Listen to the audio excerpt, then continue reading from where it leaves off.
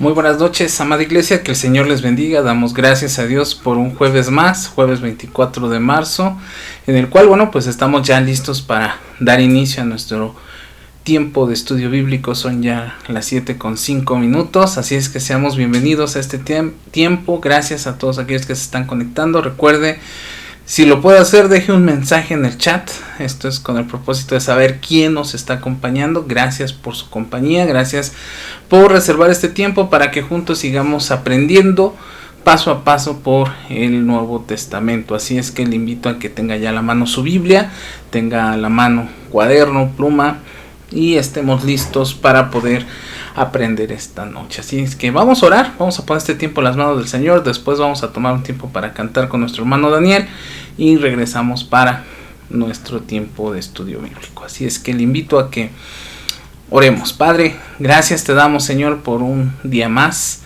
en el cual, Señor, tu iglesia por medio de estos medios se encuentra conectada, se encuentra aprendiendo, se encuentra disfrutando, Señor, de lo que has puesto y dispuesto en tu palabra. Así es que, Señor, quédate con nosotros esta noche. Te pedimos, oh buen Dios, que nos acompañes, tu Santo Espíritu habla en nuestra vida, nos desafíe, nos anime, nos motive, Señor, y no solamente sea la parte de aprendizaje intelectual, Señor, sino también la parte espiritual de nuestra vida, para ser, Señor, fortalecidos, animados y desafiados por tu palabra. Así es que, Padre bendito, quédate con nosotros en esta noche.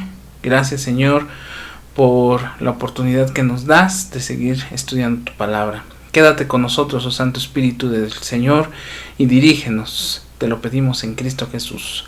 Amén. Bueno, iglesia, vamos a cantar con nuestro hermano Daniel y regresamos ya para estar listos para dar comienzo a nuestra clase. Así es que tomemos este tiempo, adoremos a nuestro Dios.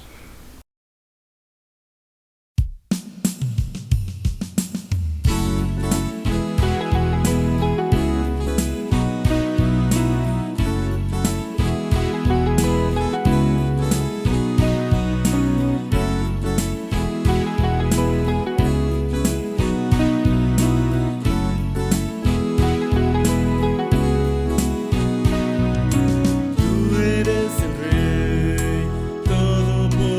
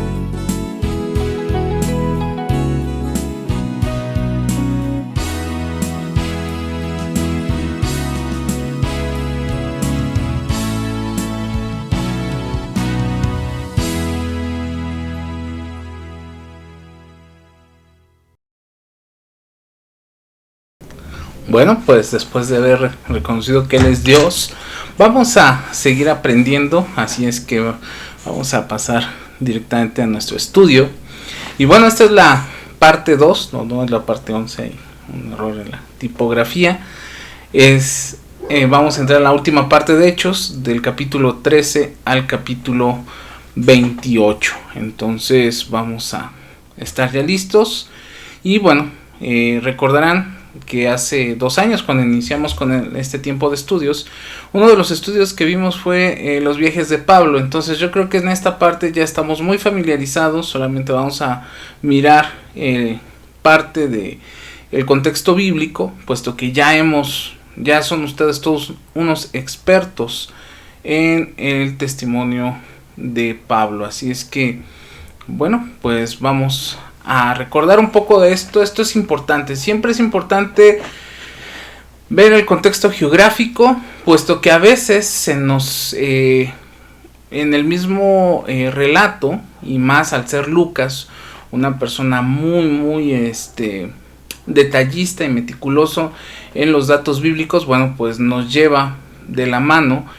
Y cuando se menciona el mundo conocido o el Imperio Romano, bueno, nos estamos refiriendo a todo eso que usted ve en su pantalla con una raya morada. Todo eso era lo que había originalmente conquistado Alejandro el Magno, y que posteriormente fue tomado por los ejércitos romanos. Entonces, eso era el mundo conocido, eso era lo que la gente, o hasta ese momento, al menos en el tiempo de Jesús, conocía. ¿Había más provincias? Sí, había más lugares también, pero específicamente a este es el devenir. Acuérdense que hablamos del Asia Mayor, el Asia Menor, ¿sí? De hecho ahí se ve, ahí está bien marcado. Hablábamos también un poco de que Pablo tocó la parte de España. Algunos historiadores hablan acerca de ahí colocar los orígenes de la iglesia hispana. Y bueno, el resto de las provincias más conocidas, Cirene, Alejandría, las 2 Antioquías, ¿sí? Italia, o Roma específicamente, Tracia, Bizancio, Chipre, Éfeso, las ciudades más conocidas por el Nuevo Testamento. Entonces, esto es bien importante tenerlo claro, porque bueno, Pablo se va a mover mucho en esto, y nosotros pues lo conocemos así, ¿no? Los viajes misioneros de Pablo, ahí los va a ver en color negro, la línea negra continua es el primer viaje. El segundo viaje es la línea color lila, punteada. Después el tercer viaje, la línea roja. Y por último, en color verde, su viaje hasta Roma, que es ahí donde termina también la carta a los romanos. Pero bueno, no nos vamos a adelantar, pero sí me gusta ponerlo siempre en contexto para que sepan dónde nos encontramos leyendo y qué regiones son las que estamos trabajando. Vamos a hacer un rápido repaso, un breve repaso. Ya usted va a salir especialista en el libro de Hechos también. ¿Por qué? Porque recordemos que Hechos abarca los acontecimientos que van desde la ascensión de nuestro Señor Jesucristo hasta la primer prisión de Pablo en Roma. O sea, aproximadamente desde el año 29 hasta el año 63. Este es el periodo más largo de historia de la iglesia cristiana, que geográficamente va de Jerusalén a las regiones de Judea, Samaria, Galilea, Asia Menor, Macedonia, Grecia, las islas del Mediterráneo y finalmente a Roma. Entonces, ahí está un breve repaso de lo que hemos visto, tanto de la geografía como del trabajo realizado por los apóstoles después de la ascensión de nuestro Señor Jesucristo, el Pentecostés, el primer discurso de Pedro, la muerte de Esteban. Entonces, pues tenemos ya un marco de referencia listo para entrar a esta segunda parte. Esta segunda parte se va a centrar específicamente en un personaje, Saulo el fariseo, ¿sí? Posteriormente nosotros lo vamos a conocer como Pablo, pero realmente Saulo era su nombre, ¿sí? Y fariseo era su profesión, ¿sí? O sea, aparte de ser un mercader de tiendas, esa era su profesión ante en Jerusalén, específicamente en el templo. Y al ser un fariseo, pues era un conocedor de la ley, un perseguidor precisamente de los más bien de los gentiles, no tanto de los prosélitos. Saulo nació en la ciudad de Tarso, una ciudad libre pero a su vez leal al Imperio Romano, lo cual le permitía tener la ciudadanía en Jerusalén, la ciudadanía también romana, y al haber sido estudiado pues a los pies del maestro Gamaliel, uno de los grandes fariseos de aquel entonces. Se dice que Pablo sabía varios idiomas y él en su propia confesión se hace llamar hebreo de hebreos, o sea, un fanático religioso, o sea, una persona extremadamente religiosa. Si alguien sabía de la ley, de la Torá, de los profetas y de los escritos, ese era Saulo de Tarso, ¿sí? De hecho, Lucas nos va a recalcar, imagínense, tanto fue el impacto que generó en la vida del doctor Lucas este acontecimiento, que nos lo va a contar 3 veces, en Hechos 9, Hechos 22 y en Hechos 26. Vamos a ver específicamente la conversión de este personaje al cristianismo, cómo es que llega a los pies de Cristo. Y bueno, Filipenses capítulo 3, 5 al 6, pues realmente es su declaración de fe. Ese es sus generales no su declaración de fe, sino sus generales del apóstol Pablo. Si querían preguntarle quién era él, dice, él fue un judío circuncidado al 8º día, del linaje de Israel, de la tribu de Benjamín, hebreo de hebreos, en cuanto a la ley fariseo, en cuanto a celo perseguidor de la iglesia, en cuanto a la justicia que es en la ley, irreprensible. O sea, Pablo, a diferencia de los discípulos, a diferencia de muchos personajes, podemos decir que era el personaje más docto del Nuevo Testamento. Sí, era un hombre que cumplía a cabalidad lo que la Torá, lo que los escritos y los profetas enseñaban. Un hombre que, dado a la prominencia del Imperio Romano, tuvo la oportunidad también de ser parte de las grandes escuelas de pensamiento griegas que dejó Alejandro el Magno en muchas provincias. Específicamente también hablamos de la provincia de Tarso. Entonces estamos frente a un hombre que realmente tenía claro, de alguna manera bien establecido en su vida qué era lo que él quería, su propósito, su tarea. O sea, en otras palabras, él era perseguidor de Jesús. O sea, si leemos a detalle el texto bíblico, dice, en cuanto a celo, perseguidor de la iglesia. O sea, ¿qué quiere decir? Perseguidor de donde hubiera un grupo de cristianos, Saulo se encargaba de perseguirlos, de consentir su muerte. Por eso ahora entendemos un poco por qué él consiente la muerte de Esteban. ¿Por qué? Porque de alguna manera Pablo a ese momento histórico, él no era cristiano, él era un celoso fariseo. O sea, todo lo que no le pudieron hacer a Jesús, se dice que se lo hicieron a sus discípulos por instrucciones del Sanedrín, y en este caso de cada una de las sinagogas que estaban en la dispersión. Entonces, bueno, este es Pablo, quizás una descripción muy fuerte, pero muy concienzuda de quién era este personaje. ¿Cómo se da la conversión de Saulo? Bueno, se dice que Pablo fue a Damasco.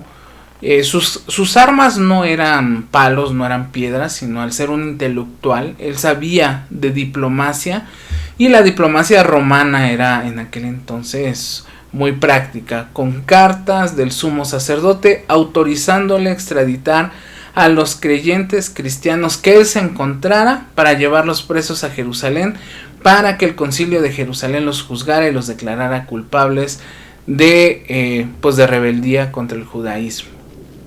Entonces dice la Biblia, siguiendo el relato en Hechos 9, que en el camino a mediodía Cristo le habla desde una luz cegadora y Pablo oyó la voz del Señor.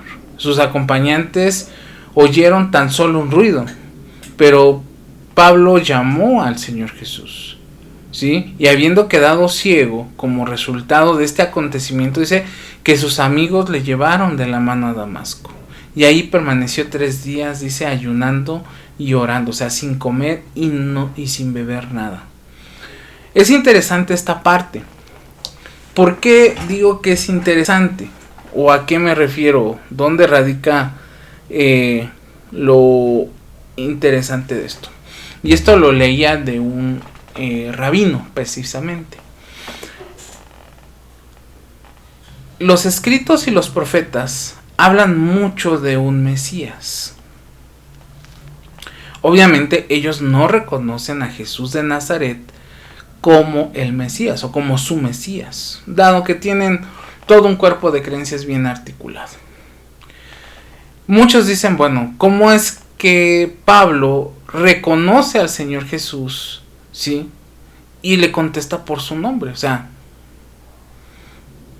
bueno, recordemos que dentro de las enseñanzas judías, bueno, se habla de un Mesías. Entonces, ¿qué quiere decir? Que Pablo había escuchado acerca de este Mesías, por ende, no solamente perseguía a los cristianos, esto es importante, y esta es una nota aclaratoria que por ahí hace Herman Ridderbos, un estudioso sobre el personaje de Pablo, donde dice, Pablo tenía las cartas para extraditar a los creyentes, pero no solamente a los creyentes cristianos, sino a todo aquella creencia o cuerpo de creencia que se opusiera al judaísmo, llámese gnósticos, llámese satíricos, llámese estoicos, llámese neoplatónicos, todos esos conjuntos de enseñanzas y de doctrinas que en algún momento atentaron contra el judaísmo, bueno, era motivo de llevarlos y presentarlos presos ante el Concilio de Jerusalén. Por eso es que Pablo puede conocer quién era Jesús. ¿Qué quiere decir? Que Pablo ya había estudiado, ya sabía quién era Jesús, no era un desconocido, porque a veces decimos, ay, wow, Cristo lo deslumbra. Es cierto, cuando le dice, yo soy Jesús a quien tú persigues. Esa expresión, yo soy Jesús, o sea, estamos hablando sí de la soberanía absoluta de nuestro Señor Jesucristo, demostrando una vez más que es Dios, pero también vemos que Pablo sabía dentro de todo su conocimiento con quién había tenido ese encuentro. Entonces, también si seguimos leyendo el texto bíblico en Isaías, recordarán que cuando Isaías está delante de la presencia del Señor, dice, ¿quién soy yo, oh miserable de mí, que me presento delante de la santidad prístina de Dios? Entonces, dice la Biblia, Dios nadie lo ha visto. Entonces, a Cristo ya estaba glorificado, ya no estaba en su imagen corpórea. Entonces dice que la luz que él vio le produjo una ceguera. Pero también fue un método que Dios ocupó para mostrarle humildad, porque él era una persona que dice el mismo Lucas, que exhalaba amenazas de muerte. O sea, él disfrutaba ver morir a los cristianos. O sea, yo recuerdo cuando era niño, y creo que lo dije en el estudio cuando veíamos los viajes de Pablo, yo me lo imaginaba con esa imagen del toro que bufa vapor por la nariz. Entonces yo así me imaginaba a Pablo, ¿no? Digo, era una figura imaginativa de cuando yo era niño, hace poquito, no hace mucho, pero bueno. Entonces dice que esto lo lleva a Pablo a una contrición de espíritu, a totalmente cambiar su perspectiva para entrar en una nueva dinámica. Y dice que comenzó a ayunar, ¿sí? Literalmente sin comer y sin beber, estaba perseverando en la oración. Vea lo que dice Hechos 10:11. Dice, había entonces en Damasco un discípulo llamado Ananías, a quien el Señor le dijo en visión, Ananías. Y él respondió, heme aquí, Señor. Y el Señor le dijo, levántate y ve a la calle que se llama Derecha, y busca en casa de Judas a uno llamado Saulo de Tarso, porque aquí él ora. Imagínense la actitud de Ananías para decirle tienes que encontrarte con tu peor enemigo. Tremendo, ¿no? Pero ese era el grado en el cual Dios probaba, o nuestro Señor Jesús probaba la fidelidad y la total dependencia de sus discípulos. ¿Sí? Imagínense decirle a Ananías, el que los busca para matarlos, está orando y necesito que vayas a verlo. Yo creo que muchos de nosotros seríamos confrontados ante nuestra realidad hacia esa situación. O sea, el evangelio, el evangelismo, la labor evangelística nos va a llevar a hacer cosas que a nosotros no nos gustan, pero que tenemos que hacer. Entonces imagínense pasar un trago amargo, decir, híjole, ¿y por qué no le dijiste a Pedro? ¿Por qué no le dijiste a Juan? Habiendo, oye, ya 12 discípulos y me escoges a mí. Pues precisamente era para poder conformar toda esa expresión, todo ese cuerpo de fe. Se dice que Ananías fue uno de esos 7 varones que les fueron encargados las viudas de los griegos. Entonces, ¿qué quiere decir? Que él ya tenía de alguna manera no tanto ese celo por el judaísmo, sino que vamos a darnos cuenta que constantemente va a haber esa prueba de romper paradigmas, de romper esquemas, de salir de la zona de confort, de enfrentarnos precisamente a ciertas situaciones que la vida necesita. Entonces, si nosotros lo vemos desde esta perspectiva, creo que, y lo vamos a ver en este tiempo, Dios estaba preparando a su iglesia precisamente para cosas inesperadas, para cosas que no son muy comunes de hacer y que se tienen que hacer. Por eso es que a veces el cristianismo, y abro aquí un paréntesis, como cristianos estamos llamados a hacer precisamente la obra redentora de Cristo, no nuestra voluntad. Y Jesús lo enseñó en el Padre Nuestro. Y cuando oramos y se lo decimos, hágase Señor tu voluntad, ¿qué quiere decir? Que estamos abandonando la nuestra, que estamos abandonando nuestros deseos, nuestros ánimos para rendirlos a los pies de Cristo. Y esa era la prueba que tenía Ananías. Dice que Ananías era un creyente judío que vivía en Damasco y que estaba dispuesto a obedecer a Dios. Y creo que eso es importante. Cuando decimos, Señor, yo estoy dispuesto a obedecerte, no es simplemente una enseñanza nominal. Yo creo que esta parte la he mencionado varias veces durante nuestros tiempos de estudio, en los últimos sermones. El nominalismo. ¿Qué es esto del nominalismo? O sea, una cuestión nominal es alguien que simplemente en el papel dice sí, pero en la práctica dice no. Y nuestra historia, la historia de la Iglesia de Cristo, nos enseña a ser cristianos reales, a vivir un cristianismo real, auténtico, sacrificial, de entrega. Por eso dice la Biblia, después de su duda inicial al escuchar el llamado de Dios, él no se resigna, sino que él cumple a cabalidad, porque a veces terminamos haciendo cosas por resignación, pero esas no son las cosas que Dios se agrada. Realmente Dios quiere ver las cosas nacidas de nuestra vida, las cosas que le dan sentido a nuestro existir, las cosas que de alguna manera cumplen el propósito de Dios en nuestra vida. Así es que Ananías tiene que hacerlo. Entonces dice que él fue a visitar a este perseguidor de la iglesia y que cuando impuso las manos a Pablo, oró por él, la vista le fue de vuelta al apóstol. Y dice que inmediatamente se bautizó, comió y recuperó sus fuerzas. Entonces podemos darnos cuenta que el poder del evangelio va a obrar en nosotros, pero también deja entrever algo, que si Ananías no hubiera sido, Dios hubiera levantado a otra persona. Y eso es lo que a mí en lo personal, cuando hago esta lectura de la Biblia, hace que se me erice la piel. Porque si Dios me está invitando a ser parte de su reino, si Dios me está invitando a ser parte del trabajo en su obra, y yo no lo deseo hacer, le aseguro que Dios hubiese levantado otro personaje, pero si hablamos espiritualmente hubiera perdido una gran bendición. Imagínense a Ananías, después del ministerio tan tremendo que hizo Pablo, decir: respondí a la voz de Dios, fui, oré, tuve miedo, porque probablemente, como lo vamos a ver más adelante, mucha gente dudó de la conversión de Pablo. Al ser él tan astuto, al ser una persona tan preparada, pues de alguna manera pues generaba miedo. Y hay cosas que el Señor nos manda y que a veces nos van a producir temor, nos van a producir ciertas situaciones en nuestra vida, pero tenemos que enfrentarlas con la autoridad que Cristo nos da. Por eso dice, no es en tus fuerzas, sino en su poder, en el poder del Espíritu Santo.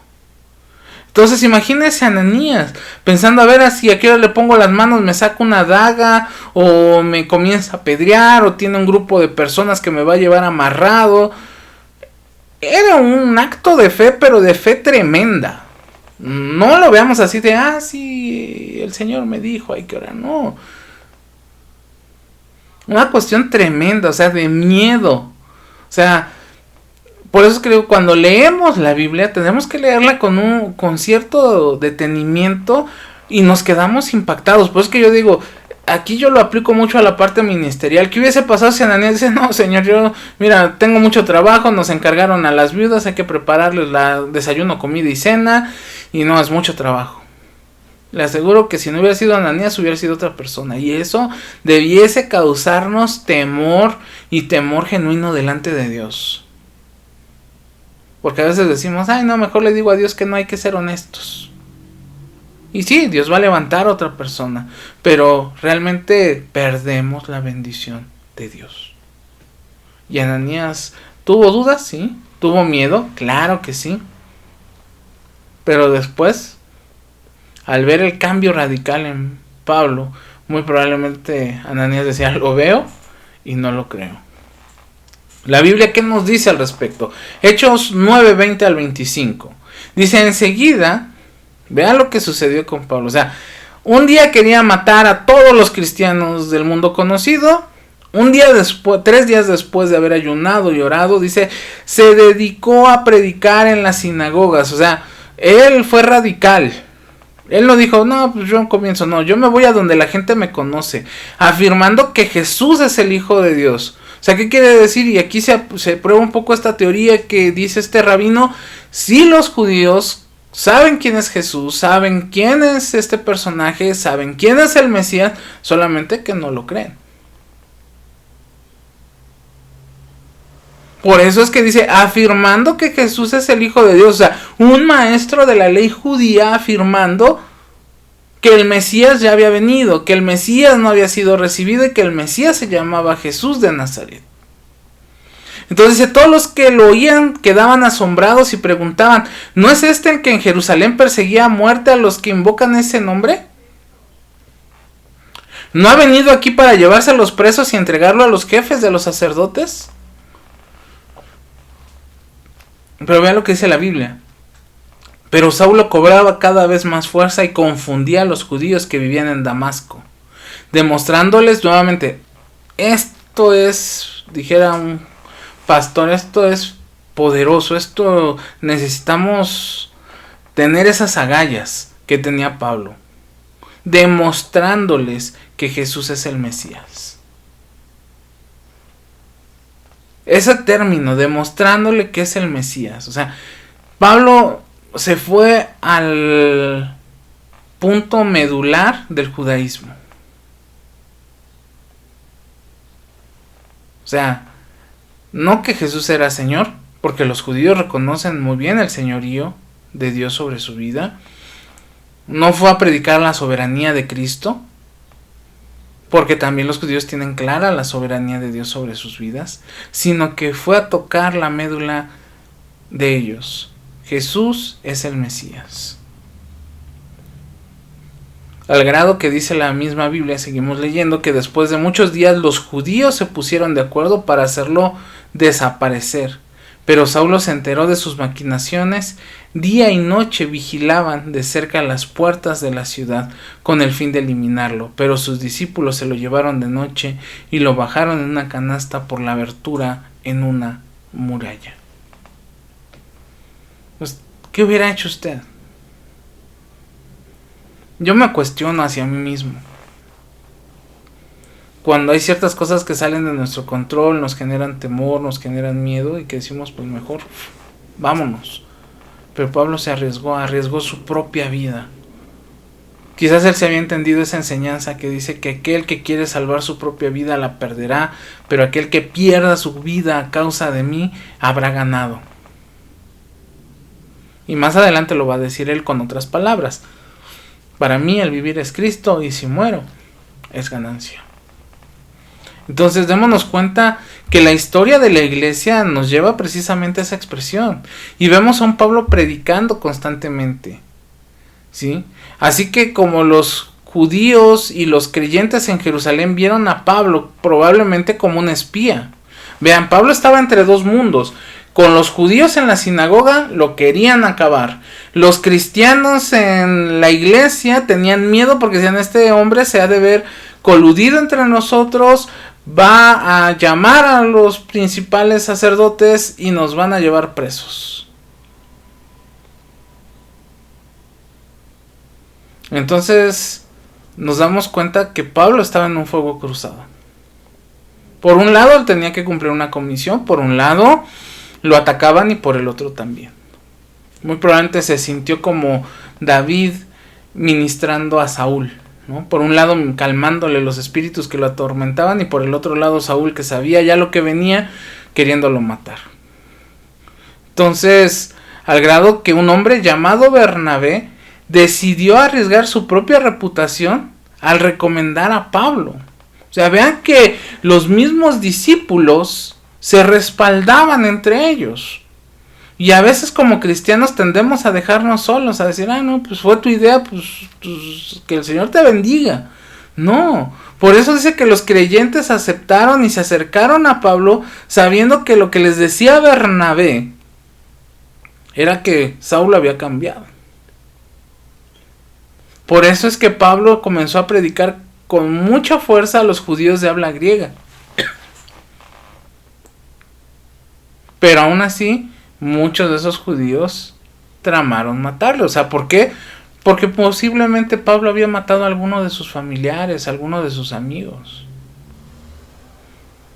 Qué difícil es hacer eso.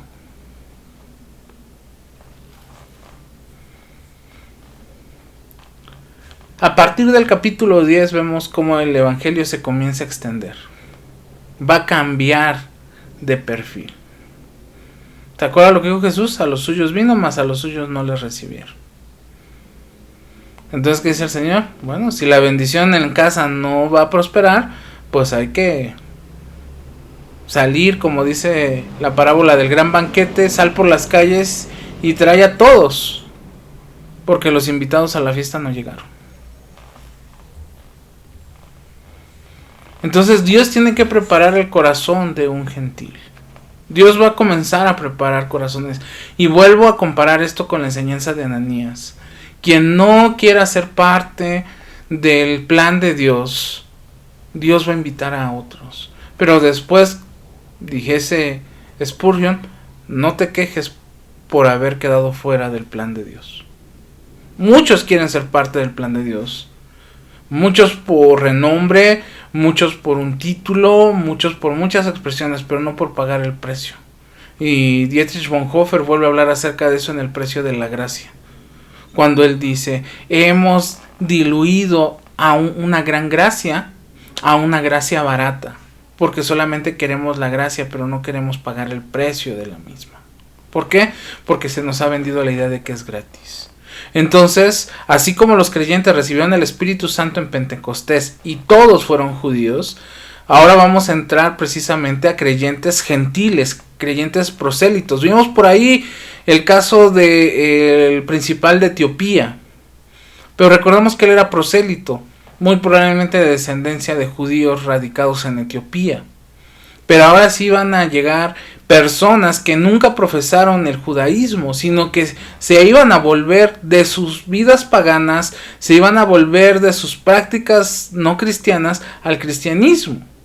Y un testimonio de ellos es la conversión de Cornelio, ¿sí? Quien muestra que Dios va a dirigir a los creyentes judíos a evangelizar a los gentiles. Y Cornelio era un gentil, que es cierto, tenía cierta relación con el judaísmo, pero dice que más tarde Pablo lleva el evangelio a los gentiles que no tenían relación previa con el judaísmo. Entonces era cruzar una barrera cultural, una barrera religiosa, porque ellos eran paganos, precisamente para alcanzar lo que Dios les estaba pidiendo. Por eso cuando el Señor nos llama a evangelizar y decimos, bueno, Señor, llévanos al mundo, cuando el de al lado, cuando mi vecino, cuando mis amigos, ¿se acuerda cuando hacíamos la lista de personas? Decíamos, no nos tenemos que romper la cabeza, tenemos que buscar a aquellas personas que no conocen de Cristo. Eso es evangelismo. No tener que cruzar el mar para llegar a otro país y tener que aprender tantas situaciones difíciles, cuando lo fácil lo tenemos tan cerca. Pero estamos hablando de actitud. Entonces, una vez que este hombre llamado Cornelio, nos dice Hechos 10 del 1 al 8, que él va a recibir una visión, ¿sí? Y al ser casi un prosélito del judaísmo, practicaba precisamente todo lo que la adoración judía decía. Pero Dios le va a dirigir para que enviara a buscar a Pedro a la ciudad de Jope, donde este hombre iba a tener reunida gente. Estamos hablando de que él llevó a su ejército a caminar toda una noche, aproximadamente 50 kilómetros entre la ciudad de Cesarea y de Jope, para preparar un momento para que llegara un predicador, para que le hablara a la gente. Pero a veces nosotros nos quedamos callados, nosotros preferimos guardar silencio, preferimos ser de la sociedad secreta del cristianismo. Cuando, como dice el himno, un mensaje tenemos precioso que a las gentes va a impactar. Pero ese mensaje no va a llegar si la iglesia sigue con los labios cerrados.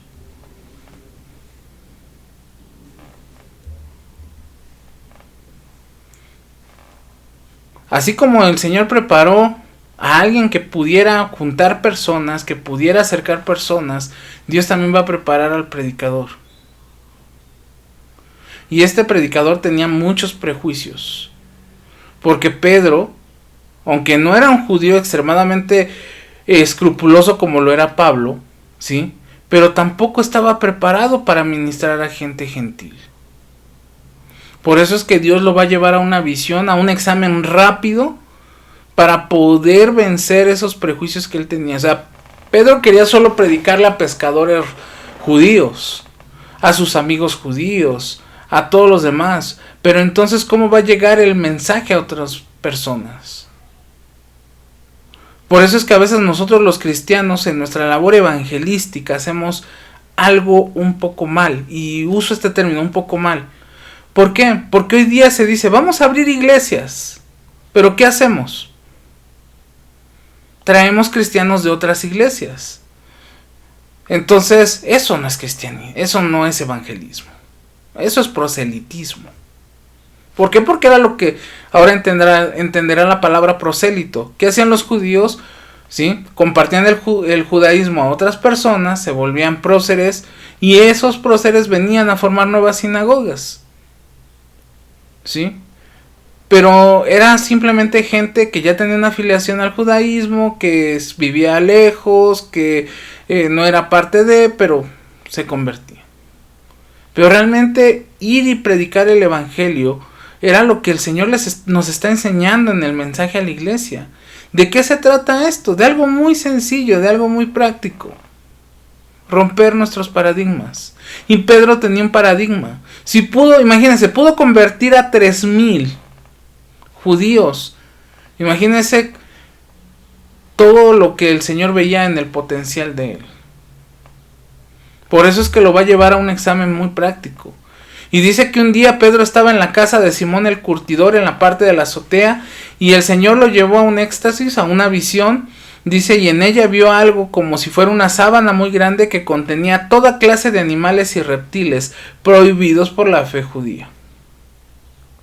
Y dice que había una mezcla de animales tanto limpios como inmundos. Esto determinado por la enseñanza de la Torá. Entonces Pedro no estaba preparado para obedecer el mandato de mata y come. Pedro podía estarse muriendo de hambre, pero él tenía que escoger entre todos los animales. Pero si el animal que le tocaba era inmundo, él decía, no puedo. Y vean esta expresión, o sea, Pedro en sus adentros sintió repugnancia. ¿Por qué? Porque los judíos llegaban a llamar perros a los gentiles, a los esclavos. Y Dios le muestra esto para que le quedara grabado en su mente diciéndole, no llames inmundo a lo que yo he creado. Por eso es que a veces decimos, no, pues compartirle el mensaje a otro cristiano es bien fácil, pues ya conoce de la fe, lo único que hay que moverlo es de su iglesia para que deje su iglesia y venga a otra iglesia y sea parte solamente de una estadística.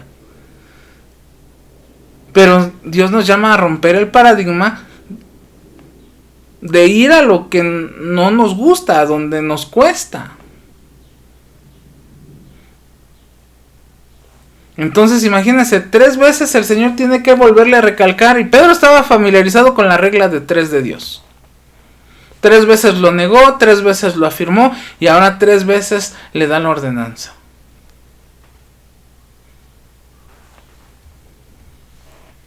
Entonces, una de las razones claves por las cuales los judíos evitaban sentarse a la mesa con los gentiles era porque ellos comían alimentos considerados inmundos por los judíos. Un ejemplo, comer el cerdo. Por eso es que en la visión Dios le dice a Pedro que él había limpiado todo tipo de alimentos, que él podía comer, porque el creador del universo, el que nos formó, ya lo había hecho. Por eso es que comprender esta verdad le va a ayudar a Pedro a vencer la repulsión que él tenía hacia los gentiles. O sea, démonos cuenta de esto. A veces nuestro problema con el evangelismo no es el miedo, sino es esa repulsión que tenemos a tener que compartir. Para los judíos era una cuestión de clases, era una cuestión de fe, era una cuestión multiforme. Entonces, en preparación para la visita de Pedro a donde iba a estar Cornelio, con un grupo, vean lo que había juntado Cornelio, amigos, parientes, y Pedro le relató a Cornelio lo que Dios le había enseñado, a no considerar a nadie común o inmundo. Cornelio también le va a explicar su propia visión.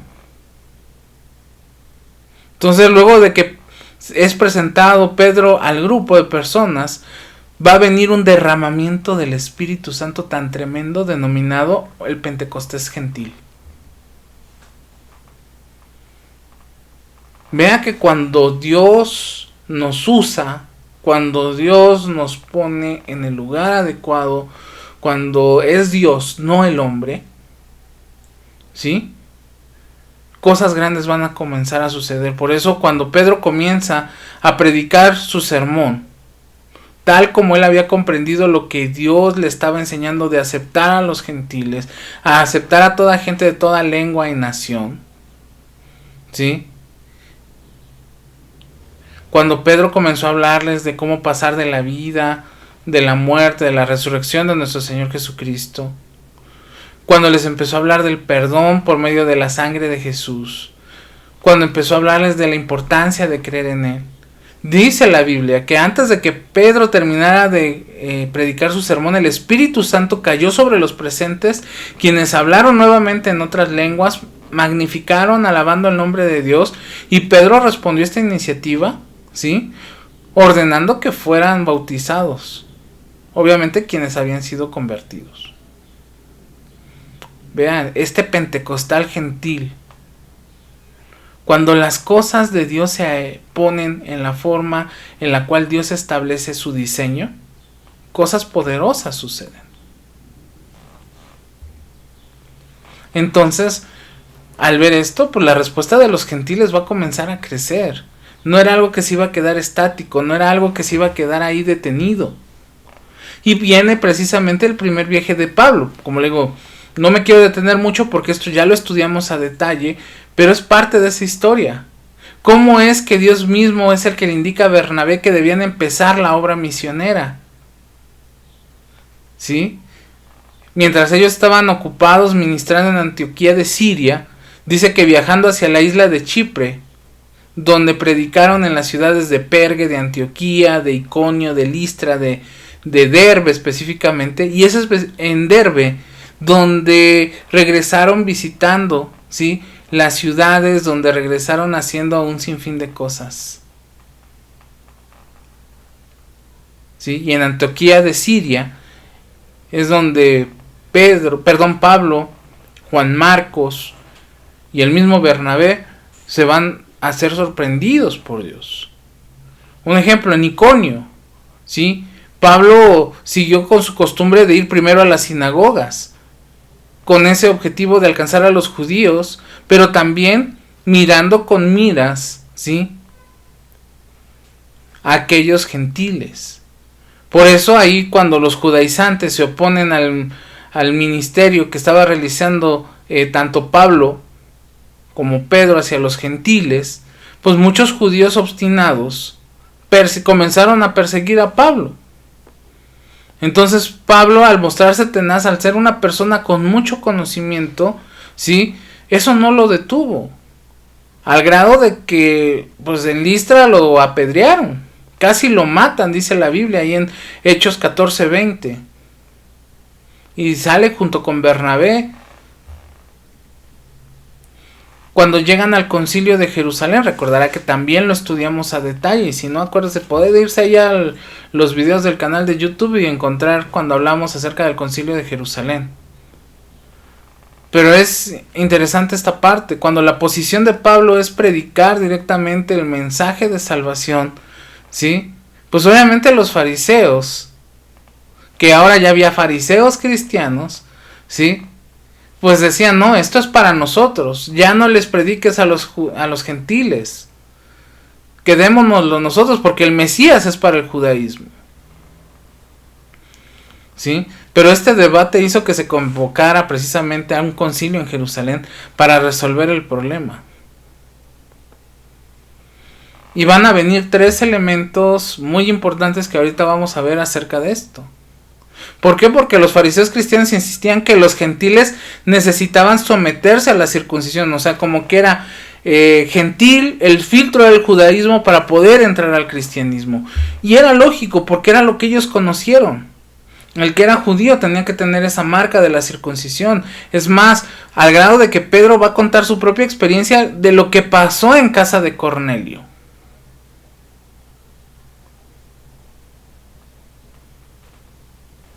Más adelante pues vemos a Pablo y Bernabé también van a describir lo que estaba sucediendo en ese primer viaje.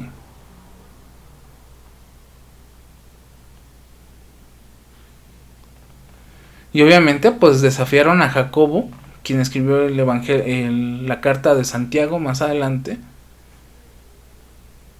para hablar acerca de este asunto. ¿Y cuáles son los 3 resultados que deja este concilio en Jerusalén? Número 1, que la observancia de la ley mosaica ya no es importante porque tenían un nuevo pacto. A veces nosotros tenemos que entender eso, que cuando estamos en Cristo tenemos que apegarnos a las cosas de Cristo.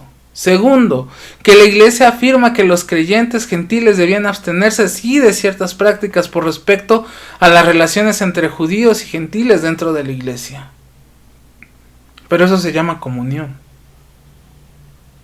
Y tercero, que la iglesia mantuvo su unidad, lo cual hizo creíble el mensaje del evangelio.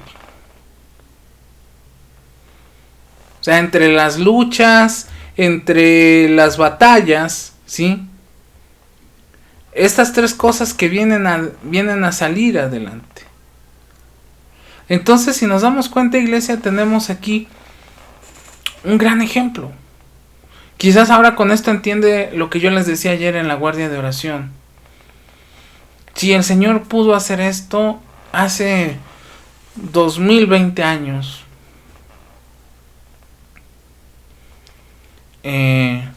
o 2000 años, con un pueblo, con una nación, ¿qué no podrá hacer con nuestra iglesia si nos ponemos en esa línea del Espíritu Santo? Si dejamos de lado nuestros prejuicios, si dejamos de lado nuestras indiferencias, si dejamos de lado nuestro orgullo, si nos dejamos moldear para hacer una iglesia movida por el poder del Espíritu Santo. Vea la tercera resolución del Concilio de Jerusalén. Cuando la iglesia mantiene la unidad, el testimonio es creíble. Así es que, iglesia, creo que el tener este tiempo de estudio no es solamente llenarnos de sabiduría, no es solamente llenarnos de conocimiento, no solamente es quedarnos en esta parte intelectual, sino es precisamente poder compartir a Cristo a las personas que están alrededor nuestro. Así es que vamos a detener aquí nuestro estudio. Yo le invito a que estemos orando. Nuestra quinta petición, o esta petición que hemos agregado los días miércoles en la guardia de oración, que el Señor traiga un avivamiento en nuestra iglesia, que despierte hombres, mujeres, niños, adolescentes, adultos, hermanos en edad de plenitud, para que nuestra iglesia sea un reflejo de la gloria de Dios en este lugar. Y vemos precisamente, cuando veo lo que hizo Cornelio para que más personas conocieran lo que él había vivido, puedo decir, entonces, ahí están los ejemplos. No hay que ir a los libros solamente, son buenos, son buenas experiencias, pero la palabra del Señor nos dice, es tiempo de hacer algo. Así es que vamos a seguir aprendiendo. La próxima semana vamos a ver la segunda parte de este otro bloque. Y bueno, pues recuerde, en unos minutos más les voy a mandar ya el link para que puedan registrarse y la invitación. Volvamos a la iglesia. No solamente es hacer culto, sino es hacer cosas que el Señor quiere que hagamos, que el Señor nos mueva a hacer su voluntad como iglesia. Así es que yo le invito a que haga planes para estar el domingo en la casa del Señor. Y bueno, también ya el domingo estaré dando los avisos referente a la Semana Santa. Así es que nos vemos con el favor del Señor el domingo. Recuerden, los niños tienen clase el sábado a las 6 de la tarde, y a las 7:15 los adolescentes nos estamos reuniendo a orar. Así es que el Señor les bendiga, cuídense mucho y nos vemos con el favor de Dios en el servicio del próximo domingo. La paz de Dios sea con todos ustedes.